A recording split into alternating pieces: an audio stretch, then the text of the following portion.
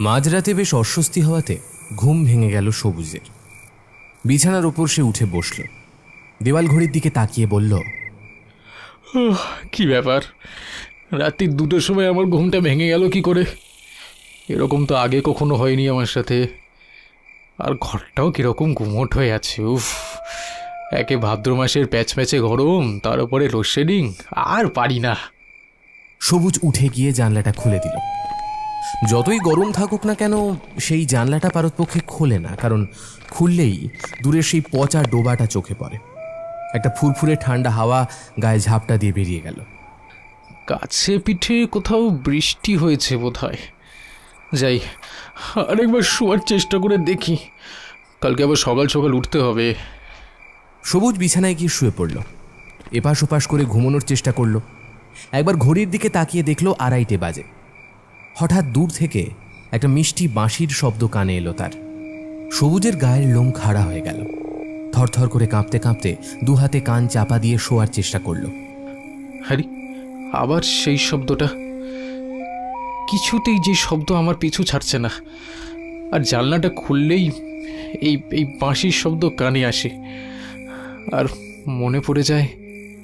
বাঁশির আওয়াজ শুনতে শুনতে তার স্নায়ু দুর্বল হয়ে পড়ল, ঢলে পড়ল গভীর নিদ্রায়। সবুজ, এই সবুজ, হট! এখানে কি করছিস তুই? আমি এখানে কি করে এলাম? শম্ভু কাকা, তুমি এখানে? তোর বাবা মা তোকে গোটা গ্রাম খুঁজে বেড়াচ্ছে। কোথায় ছিলি কাল সারা রাত, আর এখানেই বা এলি কি করে? আমি নিজেই তো জানি না এখানে কি করে এলাম। এই অভিশপ্ত জায়গাটা আমার পিছু ছাড়বে না দেখছি, সমানে এখানে চলে আসছি। একবার সবুজ চারপাশে তাকিয়ে দেখল, রোদ ঝাঝা করছে চারদিকে। শম্ভু কাকা, কটা বাজে গো? 10:30 বাজে। চল চল, অনেক হয়েছে, এখন আর এখানে বেশিক্ষণ থাকা যাবে না। চল, এখন বাকি কথা বাড়ি গিয়ে হবে। সবুজ শম্ভু কাকার পিছু পিছু হাঁটতে হাঁটতে ভাবল, তার মানে আমি কি সারা রাত এখানেই ছিলাম? কিন্তু এখানে এলাম কি করে? যতদূর মনে পড়ছে, রাতে সেই বাঁশির আওয়াজ, মাথাটা যন্ত্রণায় ফেটে পড়ছে। মিনিট 2 হাঁটার পর যখন তারা সবুজের বাড়ি পৌঁছল, সবুজ দেখল গেটের সামনে তার বাবা চিন্তিত মুখে হাঁটাচলা করছে। সবুজকে দেখেই ছুটে এলো। এই সবুজ, কোথায় ছিলি তুই? সারা রাত বাড়ির বাইরে কি করছিলি? ওরে, আমাদের তোকে নিয়ে কত চিন্তা হয় সেটা জানিস না? আর বলো না ধনঞ্জয় দা, ওই পচা ডোবার ওখানে হাত পা ছড়িয়ে শুয়েছিল আমাদের সবুজ। আমি তো গিয়ে ঘুম থেকে তুললাম। হ্যাঁ, তুই তুই পচা ডোবার ওখানে গিয়েছিলি? ওরে বাবা, তোর সাহস তো কম না, এত সব কিছু জানার পরেও তুই। ধনঞ্জয়, ওকে আর বকো না, বরং ঘরে গিয়ে একটু বিশ্রাম করতে বলো। সবুজ আওয়াজ লক্ষ্য করে তাকিয়ে দেখল গ্রামের মোড়ল শিবু জ্যাঠা চিন্তিত মুখে দাঁড়িয়ে আছে। বাবা সবুজ, তুমি এখন ঘরে গিয়ে বিশ্রাম নাও বাবা। তোমার মুখ দেখে বোঝা যাচ্ছে তোমার শরীরের অবস্থা ভালো নয়। শুধু হাত পা ধুয়ে একটু বিশ্রাম নাও, তারপর সন্ধ্যা নাগাদ আমি আবার আসছি, তখন তোমার কাছ থেকে সবটা শুনবো, কেমন? শিবু জ্যাঠা চলে গেলেন। সবুজ ঘরে ঢুকে হাত মুখ ধুয়ে খাবার নিয়ে নিজের ঘরের বিছানায় এসে বসল। বড্ড ক্লান্ত লাগছে তার। আগের রাতের কথা ভাবতে ভাবতে কখন যেন আবারও গভীর নিদ্রায় ঢলে পড়ল। যখন ঘুম ভাঙল, চারিদিকে অন্ধকার, সন্ধে হয়ে গেছে। কিছু দূরে শাঁখ বাজার শব্দ তার কানে এলো। সবুজ বার দুয়েক তার বাবা মাকে ডাকল। বাবা, মা, কোথায় তোমরা? কোনো সাড়া নেই। ঘর থেকে বেরিয়ে দেখল সবাই বাড়ির সামনের চাতালটায় বসে রয়েছে। সবুজ, এসেছিস? তাহলে ঘুম হলো তোর? হ্যাঁ শম্ভু কাকা, বলো। এবার বলো তো বাবা, তুমি মাঝরাতে বাড়ি ছেড়ে কোথায় গিয়েছিলে, আর পচা ডোবার ওখানেই বা গিয়েছিলে কেন? আমি জানি না জেঠু, বিশ্বাস করো আমার কিচ্ছু মনে নেই। কিছু মনে নেই বললেই তো হয় না। আচ্ছা, শোয়ার আগে কি হয়েছিল কিছু মনে আছে? না, তেমন কিছু হয়নি, তবে তবে কি? মাঝরাতে হঠাৎ করেই আমার ঘুমটা ভেঙে গিয়েছিল। তারপরে ঘরটা প্রচণ্ড গুমোট হওয়ায় দক্ষিণের জানলাটা খুলে দিই, আর তারপরেই একটা বাঁশির আওয়াজ আমার কানে আসে। আর বাঁশি? শম্ভু কাকার মুখ কালো হয়ে যায়, আবার প্রশ্ন করে, কিরকম আওয়াজ বলতে পারো? একটা একটা অদ্ভুত ছন্দে বাজছিল বাঁশিটা। কিছুক্ষণ শুনলেই মাথাটা কীরকম ঝিমঝিম করে।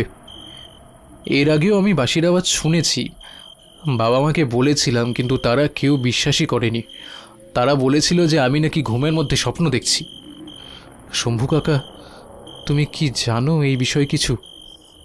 তোরা তো এই গ্রামে এসেছিস মোট 15 বছর হলো, তাই তোদের কেউই এই বিষয়ে কিছু জানে না। ঘটনাটা ঘটেছিল আজ থেকে 20 বছর আগে।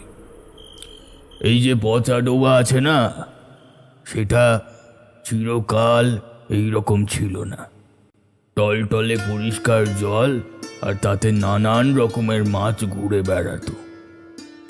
আমার ঠাকুরদা হরগোবিন্দ চৌধুরী ওই ডোবার পত্তন করেন। আসলে এই গ্রামে দীর্ঘ 5 বছর ধরে খরা হওয়ার কারণে ঠাকুরদা জলের সমস্যা মেটানোর জন্য ডোবাটির পত্তন করেন। পরবর্তীকালে আমার বাবার সময় আর্থিক অসচ্ছলতার কারণে ওই ডোবা আমরা বিক্রি করে দিই। সেই সময় ওই ডোবার ধারে একটা কুঁড়ে ঘর করে থাকতো একটা অন্ধ বুড়ি আর তার ছেলে। আমার ঠাকুরদাই তাকে ওখানে থাকার ব্যবস্থা করে দিয়েছিলেন। পরবর্তীকালে আমার বাবা যখন ওই ডোবা জমি সমেত বিক্রি করেন, তখন তারা আপত্তি জানায়নি। ওই ছেলে খুব সুন্দর বাঁশি বাজাতো। তার বাঁশির মূর্ছনায় গোটা গ্রাম মেতে থাকতো। সন্ধে হলেই সে রেওয়াজে বসত। আরও আমরা দূরে সেই নাট মন্দির থেকে তার আওয়াজ শুনতে পেতাম। বড় অদ্ভুত ছিল তার বাঁশির সুর। কেমন মোহগ্রস্ত হয়ে পড়তাম সকলে। ছেলেটাকে খুব ভালোবাসতাম আমরা। সকালবেলা ছেলে তার অন্ধ মাকে নিয়ে ভিক্ষা করতে বেরোতো। যা পেত তা দিয়েই তার সংসার চলে যেত। আমরাও তাদের যথাসাধ্য চেষ্টা করতাম সাহায্য করার।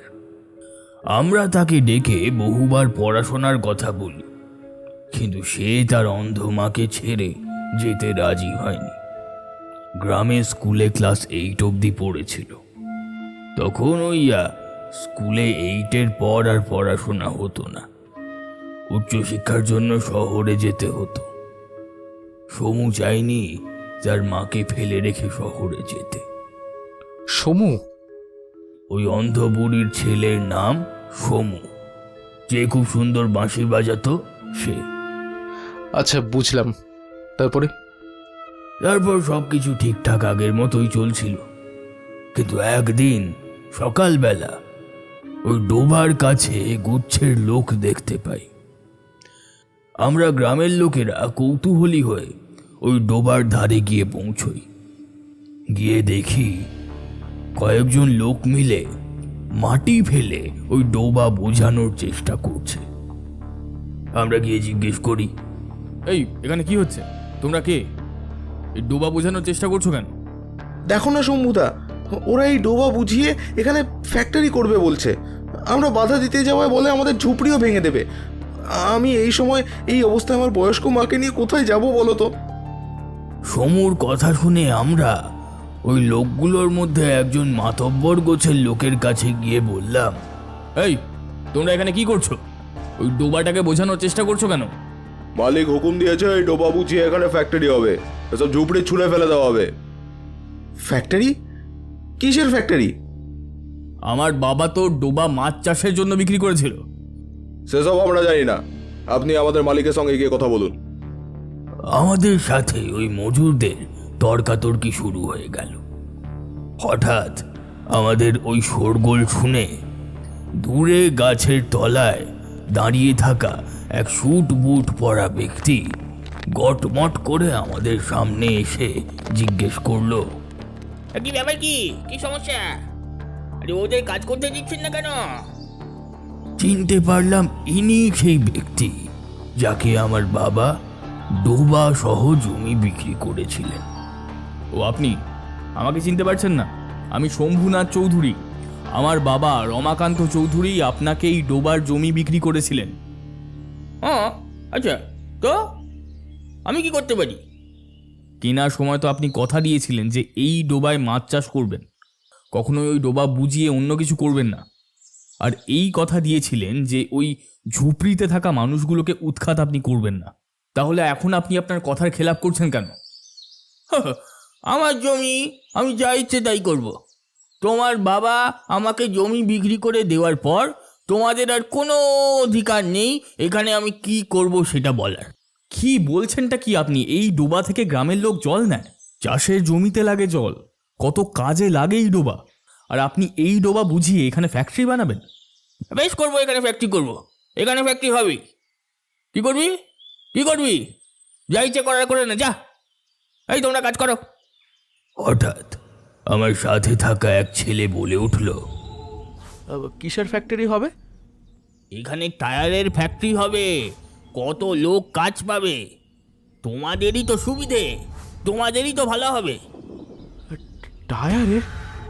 তাহলে তো গোটা গ্রাম বসবাসের অযোগ্য হয়ে যাবে। আমরা তা হতে দিতে পারি না। আমরা এক্ষুনি যাচ্ছি লোকাল থানায় কমপ্লেন করতে। আপনারা ডোবা বুঝে ফ্যাক্টরি বানাতে পারেন না, এটা নিয়ম বিরুদ্ধ, আইন বিরুদ্ধ কাজ এগুলো। কি থানা? ওহ বাবা, আরে পুলিশ আমার পকেটে রে, পুলিশ আমার পকেটে। এরকম করে নাড়াবো, পুলিশ দুটো পড়ে যাবে পকেট থেকে, দেখবি। তুই জানিস আমার জামাইবাবুকে? হ্যাঁ, এই এলাকার এমএলএ, খোঁজ নিয়ে দেখ, যাকে সহজ ভাষায় বলে বিধায়ক। শহরের থানার বড়বাবু আমার আগে পিছে ঘোরে। শুনে রাখো খোকা, এখানে টায়ার ফ্যাক্টরি হবেই হবে, ঠিক আছে? এটাই আমার শেষ কথা। যা ইচ্ছে করার করে নাও, যাকে ইচ্ছে ধরার ধরে নাও, পুলিশের কাছে যদি যেতে চাও তাহলে চলে যাও। আমরা বুঝলাম এখানে ঝামেলা বাড়িয়ে লাভ নেই। বাড়ি গিয়ে ঠান্ডা মাথায় বাবার সাথে আলোচনা করে এই বিষয়ে পদক্ষেপ নিতে হবে। আমি বাড়ি গিয়ে বাবাকে এই কথা বলতেই বাবা বললেন, এখন আমাদের আর কিছু করার নেই। ওরা যা পাওয়ারফুল লোক, ওদের বিরুদ্ধে গেলেই আমাদের ক্ষতি হবে।